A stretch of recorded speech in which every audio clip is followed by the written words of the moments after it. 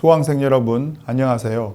한국의 기업가와 기업가 정신 강좌를 맡은 김태중입니다. 강좌를 통해 만나게 되어 반갑습니다. 이번 강의는 11번째 강의로 현대자동차 그룹과 기업가라는 주제로 기존의 제1세대 창업주는 아니지만 정주영 회장의 현대그룹에서 독립해서 글로벌 자동차 탑5 수준의 그룹으로 성장한 현대자동차 그룹의 창업과 그 이후 글로벌 기업으로 성장하는 데 큰 역할을 한 정몽구 회장에 대해서 살펴보도록 하겠습니다. 현대자동차 그룹은 모 회사라고 할 수 있는 현대그룹에서 분리되어 나왔지만 현재는 현대그룹보다도 훨씬 더 큰 규모의 글로벌 최고 경쟁력을 확보한 기업으로 성장했습니다. 옛말에 청출어람이 청어람이라는 말이 가장 잘 어울리는 대표적 기업이라고 볼 수 있습니다. 물론 단순히 규모가 더 크다고 현대차 그룹을 따로 살펴보는 것은 아닙니다. 현대그룹의 계열사였던 현대전공에서 갤로퍼라는 한국 자동차 역사에 매우 중요한 자리를 차지한 SUV를 만들었습니다. 그 회사에서 현대자동차 그룹의 정몽구 회장이 창업 수준의 경영을 시작하였습니다. 이러한 이유로 현대자동차 그룹을 하나의 독립된 기업으로 보고 정몽구 회장의 기업가 정신을 이야기해 보도록 하겠습니다. 현대자동차 그룹의 시작은 현대그룹의 창업주였던 정주영 회장이 1940년 자동차 정비업체였던 아도서비스의 설립부터 시작되었다고 볼 수 있습니다. 그리고 1946년 해방 이후에 현대자동차 공업사를 설립하게 됩니다.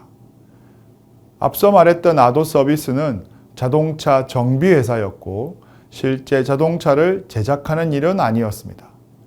그리고 1946년에 설립한 현대자동차 공업사도 마찬가지입니다.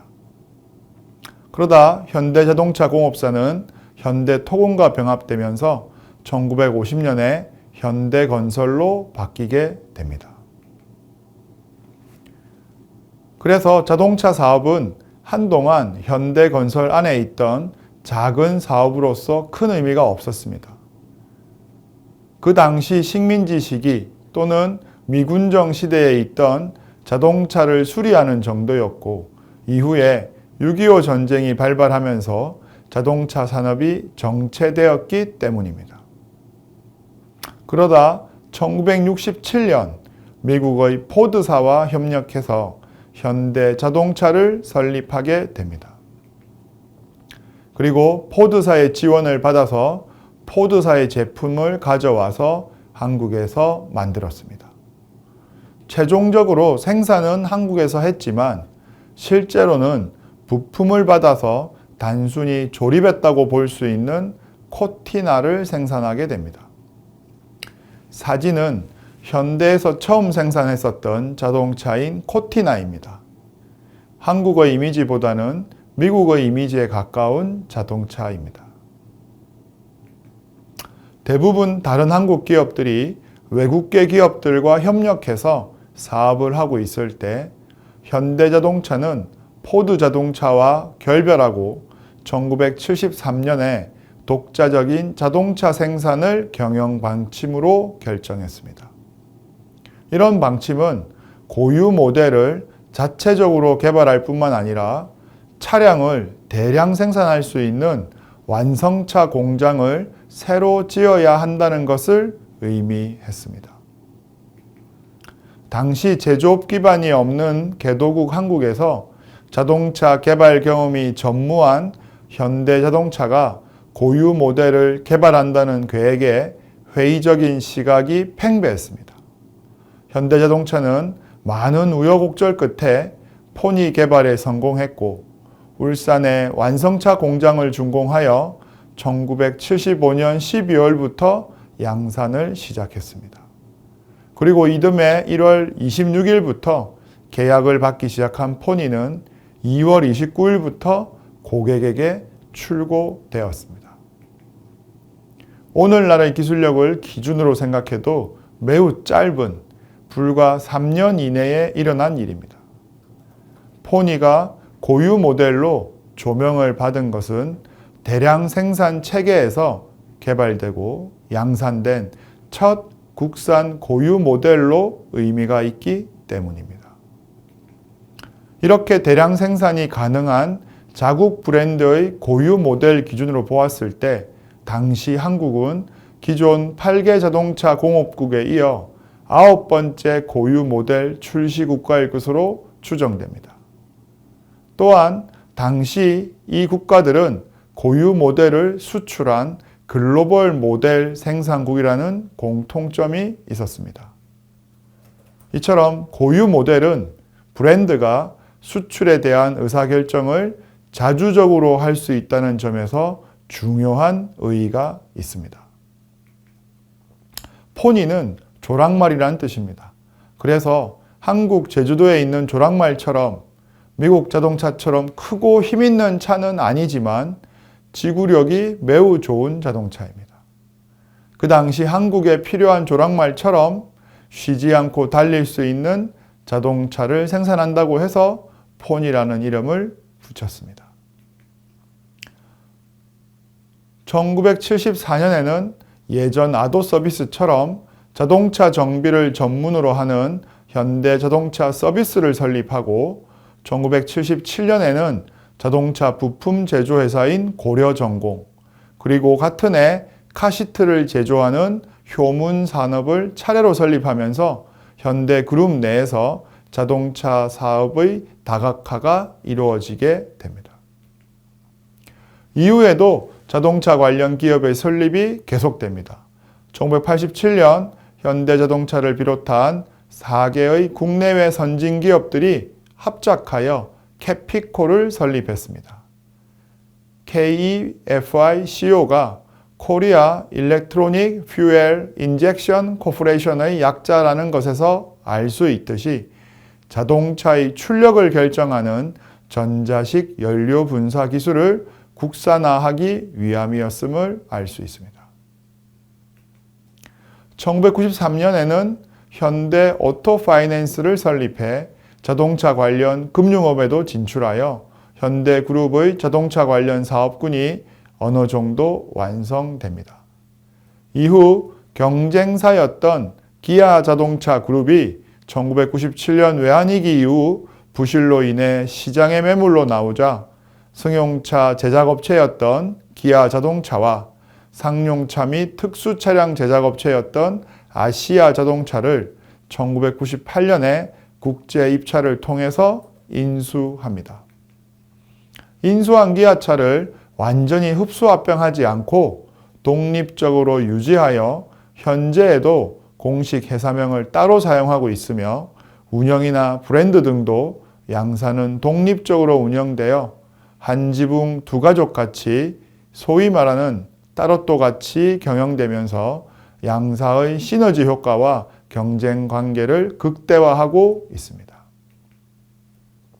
사진은 서울 양재동에 있는 현대자동차 그룹 본사의 전경입니다. 아직도 현대자동차와 기아자동차는 사업도 따로 있는 듯 독립적으로 운영되고 있는 모습을 상징하고 있습니다. 현대그룹 내 자동차 사업부는 개발을 지속하여 앞서 말했던 포니 이후 1988년에 고급 중형차 소나타도 출시합니다. 그리고 1990년대 중후반에 걸쳐서는 수소 전기 자동차와 국내 최초의 자동차용 연료 엔진, 연료 전지도 개발하게 됩니다. 그리고 글로벌 시장에 진출하게 됩니다. 물론 1980년대 중반부터 현대그룹 정주영 회장의 주도 아래 캐나다와 미국 시장에 진출하기는 했었지만 이후 1997년에는 터키에 생산 공장을 설립하고 미국에서도 현지 생산을 하게 됩니다.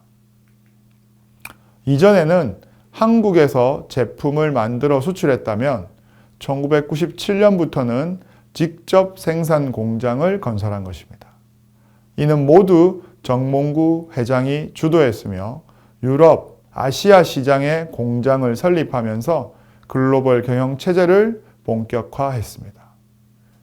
그러다 2000년 초 정주영 회장의 사후 그룹의 경영권을 두고 아들들의 분란, 소위 말하는 왕자의 난이 있었습니다. 현대전공을 비롯한 자동차 사업을 주도하던 정몽구 회장과 현대그룹을 가졌던 정몽헌 회장, 그리고 현대중공업그룹을 소유했던 정몽준 회장 등 소위 말하는 2세들 사이에 경영권 분쟁이 있었던 것입니다.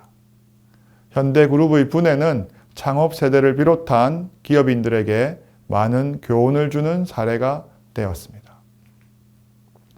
경영권 승계 문제를 어떻게 처리하느냐에 따라 기업의 존폐는 물론 지속 가능성과 발전에 중대한 영향을 미친다는 것을 알았기 때문입니다.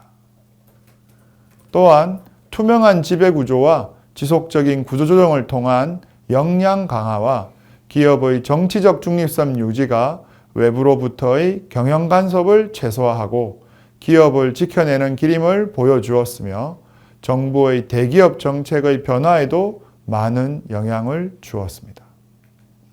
결국 현대그룹은 크게 원래 모체였던 현대그룹, 현대중공업그룹, 그리고 현대자동차그룹으로 분리되었습니다. 그리고 이듬해 2001년에 현대카드도 분리되어 현대자동차그룹에 편입됩니다. 현대카드는 현대캐피탈과 연결되어 있는데 현대오토파이낸스가 자동차 할부 금융을 주로 했기 때문입니다. 자동차를 할부로 구매하는 경우가 많으니 해당 기업들도 현대자동차그룹과의 연관성이 높다고 볼 수 있습니다. 이후 해비치 호텔과 리조트까지 그룹에 편입하면서 현대자동차그룹은 서비스 관련 사업도 추가되었습니다. 이렇게 보면 현대자동차그룹은 독립적으로 운영된 지 20년이 조금 지난 젊은 그룹입니다. 사진은 자동차 전문 그룹으로 출발한 현대자동차그룹이 비전 및 경영 방침을 선포하던 2000년도의 모습입니다. 강단 앞에 서 있는 분이 정몽구 회장입니다. 현대자동차그룹은 2000년 이후로는 친환경 탄소 중립 시대를 대비해 친환경 기술이 집약된 수소 전기차인 넥소를 개발합니다. 그리고 2010년에는 기존의 철강 회사로부터 납품받던 자동차용 강판을 현대자동차가 직접 생산할 수 있는 일관 제철소를 가동하게 됩니다. 일관이라고 하면 철판이나 철강 제품을 만드는 가장 기초적 원료인 철강석을 고로에 녹여 철만 추출하고 그것으로 철판, 철강, 철근, 코일과 같은 것들을 만드는 것입니다. 일관 제철소에서 자동차용 강판도 생산하게 되면서 완벽한 수직 계열화를 완성하게 됩니다. 그래서 포드를 제치고 세계 완성차 판매 5위를 달성하게 됩니다. 이후 2011년 현대건설이 현대자동차 그룹으로 합류를 하게 되면서 이전에는 현대자동차 그룹이 현대그룹에서 분리되어 나온 느낌이었다면 이제는 현대그룹을 대표하는 그룹이 현대자동차 그룹처럼 보입니다. 사진을 보시면 쪽에 바다가 보이고 바로 철수하여 도로에 보관했다가 오른쪽에 있는 공장에서 생산하게 됩니다. 현대제철의 친환경 밀폐형 원료 처리 시설과 일관 제철소 공정의 일부를 보여주고 있습니다. 이후 현대차 그룹은 차별화 전략을 위해 고급차 시장에 진출하기 위해서 2015년 최초로 프리미엄 브랜드인 제네시스를 출시하게 됩니다. 또한 자율주행 합작법인인 모셔널을 설립하는 등 로보틱스와 도심 항공 모빌리티라고 불리는 UAM, 자율주행, 수소경제 등 4대 산업을 미래 신사업으로 삼고 투자하게 됩니다. 2022년 기준으로 현대자동차와 기아자동차를 포함한 현대자동차 그룹의 총 판매 대수는 약 685만 대로 글로벌 판매량에서 3위를 처음 차지했습니다. 매출액은 약 229조 5천억 원, 영업이익 약 18조 원으로 2022년에 포춘 500대 기업 중 85위를 차지하며 글로벌 자동차 그룹의 지위를 확고하게 자리 잡게 됩니다. 사진은 현대자동차에서 출시해 판매하고 있는 브랜드인 아이오닉입니다. 아이오닉 5, 아이오닉 6 등 전기차 브랜드들의 모델 모습을 보여주고 있습니다. 이처럼 현대자동차 그룹은 현대그룹에서 시작되었지만 자동차에 특화된 전문 그룹으로서 글로벌 시장에서 초기에는 아주 낮은 순위를 지키고 있다가 짧은 시기에 세계 3위까지 올라가는 글로벌 기업으로 성장하였습니다. 이로써 한국을 대표하는 그룹사가 되게 됩니다. 이번 시간은 현대자동차 그룹의 연역에 대하여 살펴보았습니다. 다음 시간은 현대자동차 그룹과 정몽구 회장에 대하여 살펴보도록 하겠습니다.